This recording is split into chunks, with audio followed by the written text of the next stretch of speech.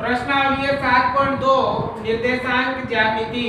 इसके सवाल नंबर 8 से शुरू करेंगे और आज इसके सभी सवाल समाप्त करेंगे। तो उम्मीद करता हूँ ये मेरे द्वारा जो पढ़ाया जा रहा है वो आपको समझ में आ रहा होगा। समझ में आ रहा हो तो लाइक शेयर सब्सक्राइब जरूर से जरूर कीजिएगा। देखो सवाल नंबर 8 में क्या लिखा है, यदि ए और बी क्रमशः -2, -2 और 2, -4 हो तो बिंदु P के निर्देशांक ज्ञात कीजिए ताकि AP बराबर 3/7 AB हो और P रेखाखंड AB पर स्थित है। देखो ध्यान से समझना, बहुत अच्छी प्रश्नावली है और बहुत अच्छे सवाल है। अगर आप हमारी ये सीरीज लगातार देख रहे हो तो प्रत्येक सवाल आपको समझ में आने वाला है। तो देखो यहाँ पर दो बिंदुओं के बीच में और शब्द आ रहा है, ठीक है। तो एक बिंदु लिखेंगे इधर और एक बिंदु लिखेंगे उधर। देखो एक बिंदु इधर ये A है, इसके निर्देशांक -2, -2 है और एक बिंदु इधर ये B है, इसके निर्देशांक 2, -4 है और इन दोनों बिंदुओं को मिलाने वाला ये रेखाखंड AP है, ठीक है। बिंदु A और B को मिलाने वाला रेखाखंड AP है और इस AP रेखाखंड पर P बिंदु है। इस AP रेखाखंड पर मान लो यहाँ पर P बिंदु है। इस P बिंदु के निर्देशांक ज्ञात करने हैं। P बिंदु के क्या ज्ञात करने हैं? निर्देशांक, ठीक है। ताकि और ये भी दे रखा है ताकि AP बराबर 3/7 AB हो, ये दिया हुआ है, ठीक है ना। अब देखो यहाँ पर विभाजन सूत्र लगेगा आपके, जैसे चित्र विभाजन सूत्र में पढ़ता है। तो देखो आगे वाला क्या होता है, x1 और y1, पीछे वाला x2 और y2 और जो ज्ञात करना होता है बीच में वो होता है x और y, ठीक है। अब बताओ यहाँ क्या नहीं है, x1 y1 भी है, x2 y2 भी है, xy ज्ञात करना है सही। तो क्या नहीं है, अनुपात नहीं है। तो अनुपात मतलब m1 अनुपात m2 नहीं है। तो पहले आपको यहाँ अनुपात निकालना पड़ेगा। तो देखो अनुपात कैसे निकालेंगे, ये दिया हुआ है AP बराबर 3/7 AB दिया हुआ है। इससे हम इसका अनुपात निकालेंगे। देखो कैसे निकालेंगे, ये AB इसके गुणा में है तो इधर आ जाएगा भाग में, गुणा में किसमें आ जाएगा, भाग में। तो AP बटा AB बराबर हो जाएगा 3/7, मतलब AP ये AP कितना है 3, AB मतलब ये पूरी लाइन कितनी है 7, लेकिन हमें अनुपात AP और BP में चाहिए। तो ये पूरी 7 है और ये वाली 3 है, ये 3 है और ये पूरी कितनी है 7। तो बताओ ये कितनी होगी 4, तो अनुपात कितना हो गया 3/4, ठीक है। कैसे देखो, हमें AP तो है ही सही, बटा नीचे क्या लानी है, नीचे लानी है BP। तो BP कैसे आएगी, 3 तो है ही सही। अब AP है पूरी 7, इसमें से क्या घटा देंगे 3, तो आएगी 3/4। भाई पूरी 7 है ना, तो इसमें से 3 घटा दो, बची कितनी 4। तो अनुपात कितना आ गया 3/4। तो आपके पास जो m1 अनुपात m2 है वो हो गया 3/4। आगे समझ में। अब देखो सारा सवाल पहले की तरह हो गया ना, सवाल नंबर 1 की तरह, क्योंकि हमारे पास ये दोनों है, अनुपात है, xy ज्ञात करना है। तो कौन सा सूत्र लगेगा, यहाँ लगेगा आपको विभाजन सूत्र। विभाजन सूत्र क्या है, आपको P बिंदु का x और y ज्ञात करना है। तो बताओ बेटा विभाजन सूत्र क्या होता है, m1 प्लस m2 बटा m1 plus m2, m1 plus m2 बटा m1 प्लस m2। यहाँ तो x2 आएगा या x1 आएगा, या y2 आएगा या y1 आएगा, है ना। विभाजन सूत्र याद करने की जबरदस्त ट्रिक है। अब देखो यहाँ पर m1 3 है, m2 4 है, m1 3 प्लस 4 बटा 3 प्लस 4, 3 प्लस 4 बटा 3 प्लस 4 आ गया। अब देखो x2 है 2, तो इसके गुणा में आएगा 2 इंटू x1 है -2, तो इसके गुणा में आएगा -2। अब यहाँ देखो y2 है -4, ये आएगा -4, ठीक है, -4 4, ठीक है, इंटू y1, y1 है माइनस का 2, तो यहाँ आएगा माइनस का, हो गया, हल करो, 3 दूनी 6, देखो प्लस माइनस माइनस, 4 दूनी 8 बटा 4 और 3 7, यहाँ देखो 3 चौको 12 plus minus minus plus minus minus, 4 दूनी 8 बटा 4 और 3 7, देखो 8 में से 6 गया तो माइनस का 2, ठीक है, 12 और 8 हो गया माइनस का 20 बटा 7, दोनों में भाग नहीं जा रहा तो P बिंदु के निर्देशांक यही आ जाएंगे और यही आपका आंसर होगा, ठीक है। तो बिल्कुल सिंपल सवाल था, पहले आपको अनुपात निकालना है, बाकी सेम प्रोसेस वो की वही है। उम्मीद है समझ में आया होगा, अनुपात कैसे निकाला वो भी समझ में आया होगा। अगर कोई डाउट है तो कमेंट जरूर कर दिया करो, ठीक है। और यार वीडियो को शेयर करो ताकि और भी बच्चे जुड़े, अधिक से अधिक जुड़े, परीक्षा नजदीक आ रही है तो आपकी बेस्ट तैयारी होगी इनसे। बताओ सवाल नंबर 9, देखो बिंदुओं A -2,2 और B 2,8 को जोड़ने वाला रेखाखंड AB को 4 बराबर भागों में विभाजित करने वाले बिंदुओं के निर्देशांक ज्ञात कीजिए। बहुत ही अच्छा सवाल है, ध्यान से समझना। जब भी दो बिंदुओं के बीच में और आ जाए तो एक बिंदु इधर और एक बिंदु इधर, तो देखो इधर तो है A जिसके निर्देशांक है -2,2 और इधर है B जिसके निर्देशांक है 2,8। अब इन दोनों बिंदुओं को जोड़ने वाला ये हो गया रेखाखंड, ठीक है। इस रेखाखंड को 4 बराबर भागों में बांटने वाले बिंदुओं के निर्देशांक ज्ञात करने हैं। अगर इस रेखाखंड को 4 भागों में बांटना है तो उस पर 3 जगह चिन्ह लगाने हैं आपको, जैसे 1 2 और ये हो गया 3। 3 होते देखो 4 भाग हो गए, 1 भाग 2 भाग 3 भाग 4 भाग, ठीक है, बराबर देख लेना, ठीक है ना। तो ये 4 बराबर भागों में बट गया। पहले आया था ना 3 भागों में त्रिभाजित करने वाले बिंदुओं के निर्देशांक, उसमें 3 भागों में बांटना था तो 2 निशान लगाए थे, 4 भागों में बांटना है तो 3 निशान लगा दो, 4 भागों में बढ़ गए। तो इन तीनों बिंदुओं के निर्देशांक ज्ञात करने हैं आपको, ठीक है ना। तीनों बिंदुओं के निर्देशांक ज्ञात करने हैं। देखो करते हैं, आगे वाला होता है आपके x1 y1, पीछे वाला होता है x2 y2, ये होता है ना। और जो ज्ञात करना होता है वो होता है x और y। मान लो ये ज्ञात करना है, ठीक है ना, इधर थोड़ा सा -2 को मान लो, ये ज्ञात करना है तो ये xy, ठीक है, ये भी ज्ञात करना है तो xy और ये भी ज्ञात करना है तो xy। ये a है, ये b है, तो ये c है, ये d है और ये e है। मतलब आपको C बिंदु का भी xy ज्ञात करना है, D का भी xy ज्ञात करना है और E बिंदु का भी xy ज्ञात करना है। अब देखो यहाँ पर विभाजन सूत्र लगाएंगे। अगर विभाजन सूत्र लगाएंगे तो अनुपात चाहिए, तो अनुपात बनाना पड़ेगा। जैसे सम त्रिभाजित वाले में बनाया था अनुपात, तो यहाँ भी अनुपात बनाना पड़ेगा। तो अनुपात कैसे बनाएंगे, देखो अगर हम यहाँ का अनुपात बढ़ाते हैं तो देखो यहाँ से इधर एक लाइन है, 1 अनुपात, इधर 1 2 3 लाइनें हैं, 1 अनुपात 3। यहाँ का अनुपात बनाओगे तो देखो इधर 2 लाइनें, इधर 2 लाइनें, तो 2 अनुपात 2। यहाँ का अनुपात बनाओगे इधर 3 लाइनें और उधर 1 लाइन, तो 3 अनुपात है, ठीक है, बन गया अनुपात। लेकिन आप बिना अनुपात बनाए भी कर सकते हो, जो आपके लिए बहुत ही आसान हो जाएगा, बिना अनुपात बनाए हुए। कैसे, देखो सबसे पहले इस D बिंदु के निर्देशांक ज्ञात करेंगे। कैसे, देखो D से इधर भी 2 लाइनें और इधर भी 2 लाइनें, बराबर है ना, ये इससे इधर भी 2 हिस्से और इधर भी 2 हिस्से, मतलब ये D मध्य बिंदु है किसका, AB का। AB का मध्य बिंदु कौन है, D है। तो हम मध्य बिंदु के निर्देशांक वाले सूत्र से D का मान ज्ञात कर लेंगे।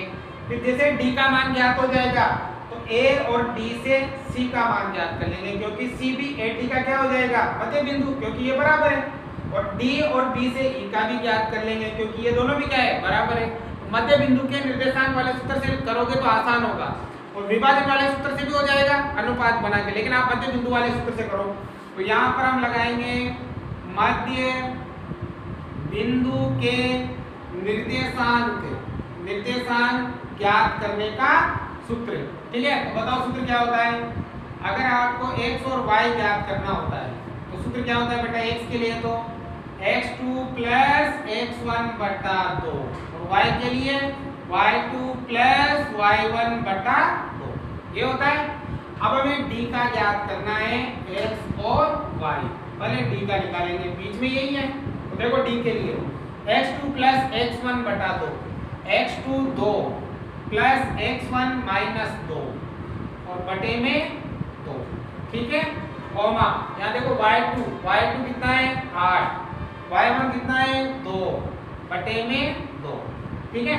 हल करेंगे, देखो प्लस माइनस माइनस, तो 2 में से 2 गया तो 0 बटा 2, 8 और 2 गया 10 बटा 2, देखो 2 का भाग 0 में 0, 2 का भाग 10 में 5 बार, तो आपके इस बिंदु के निर्देशांक आ गए 0,5। देखो आसान हो गया ना, ठीक है। तो अगर आप मध्य बिंदु से करोगे तो आसान ही पड़ेगा।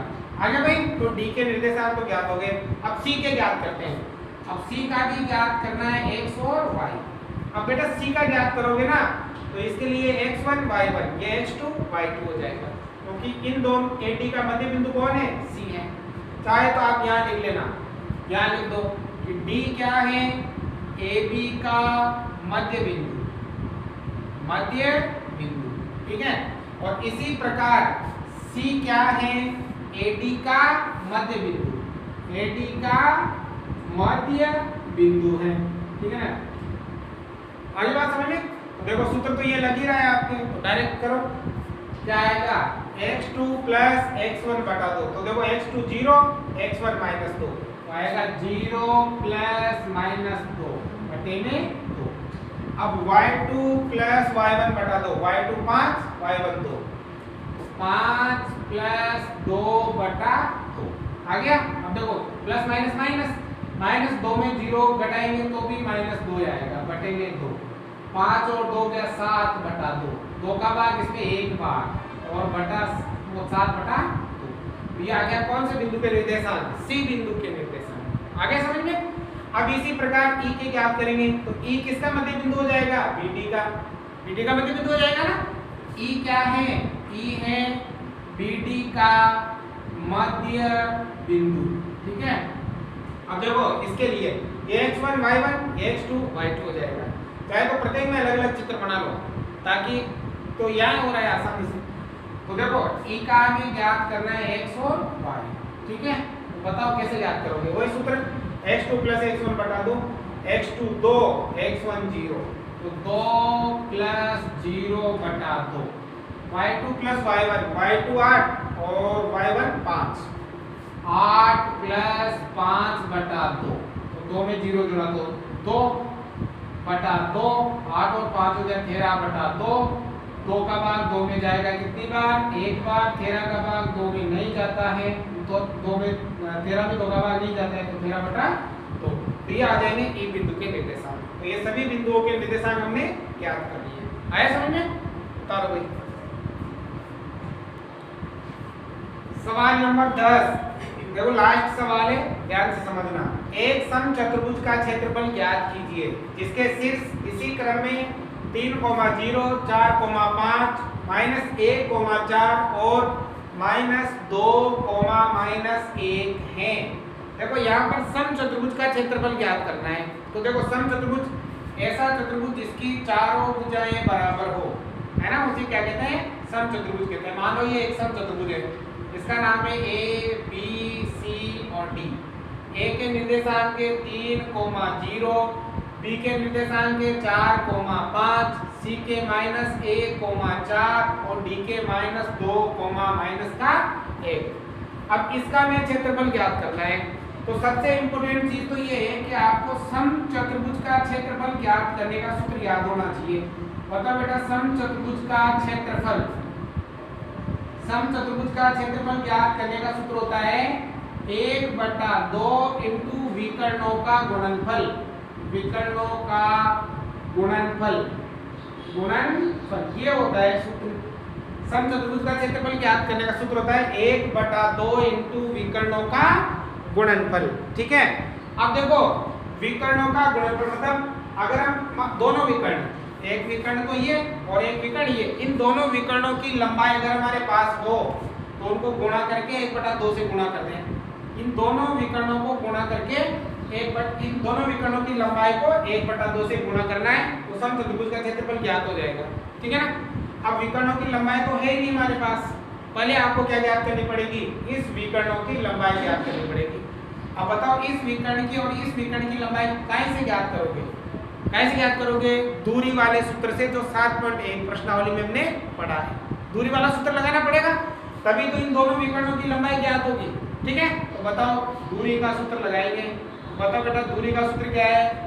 अंडर x2 माइनस x1 का whole square plus y2 minus y1 का होल स्क्वायर। ये दूरी वाला। पहले हम AC की दूरी ज्ञात करेंगे।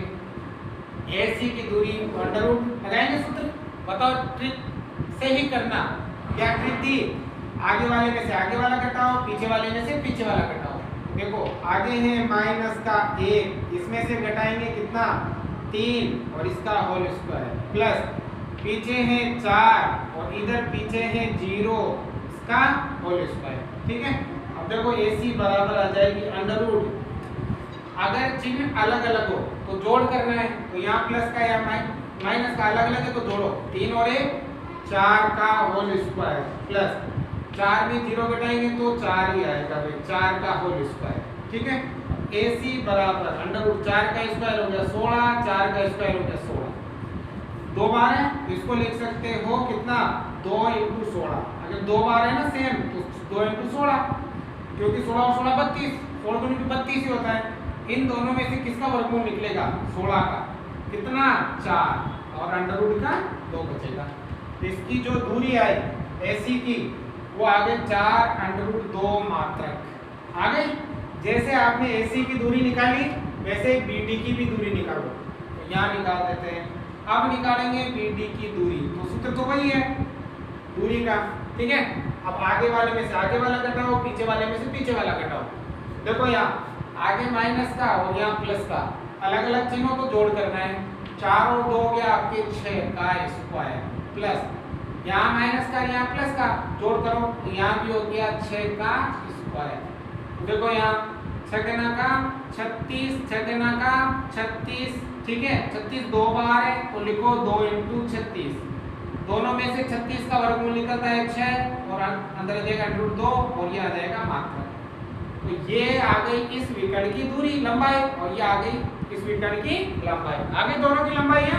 अब लगाओ सूत्र 1/2 इंटू विकर्णों का गुणनफल। तो पहला विकर्ण कितना है? 4 अंडर रूट 2। ठीक है, इंटू दूसरा विकर्ण कितना है? 6 अंडर रूट 2, 6 अंडर रूट 2। ठीक है, हो गया। अब देखो ये इससे कट गया 2 बार। ठीक है, अब गुणा करो। अंडर रूट 2 को अंडर रूट 2 से गुणा करते हैं तो 2 आएगा। ठीक है, जब अंडर रूट 2 को अंडर रूट 2 से गुणा करते हैं 2 आएगा। और ये 6 दूनी 12 हो गया। ठीक है, 12 दूनी 24 हो गया। ठीक है, तो बताओ दूरी कितनी? मतलब ये है 2 अंडर रूट 2 × 6 अंडर रूट 2 को गुणा करेंगे ना तो 6 दूनी तो हो गया 12 और ये हो गया 2, तो 12 दूनी 24 वर्ग मात्रक। तो क्षेत्रफल कितना आ गया? 24 वर्ग मात्रक, क्योंकि क्षेत्रफल हमेशा किसमें आता है? वर्ग में आता है। तो ये आपके प्रश्नावली 7.2 समाप्त होती है। जल्द ही आपको प्रश्नावली 7.3 भी करवा दी जाएगी। उसके बाद हम 5 प्रश्नावली कॉल करेंगे। जो समांतर श्रेणी है वो भी आपको 2 या 3 दिन में जल्दी करवा दूंगा मैं। ठीक है ना, फिर उसके बाद आपके जो छुट्टी आएगी एग्जाम में बीच में, उसमें इंपॉर्टेंट क्वेश्चन गणित विज्ञान के और अंग्रेजी तीनों के अपलोड करेंगे। तो बने रहिए हमारे YouTube चैनल के साथ। लाइक से सब्सक्राइब